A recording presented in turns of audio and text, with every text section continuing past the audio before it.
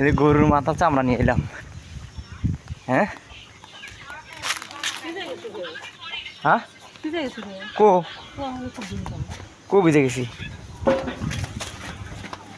করে বট খামু।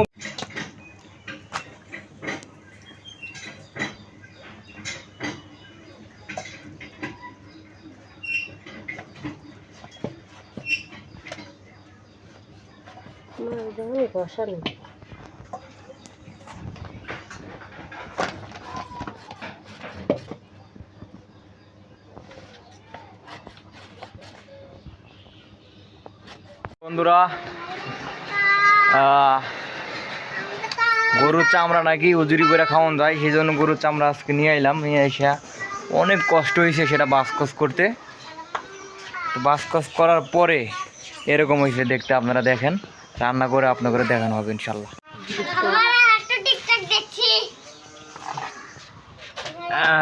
এই যেরকম হয়েছে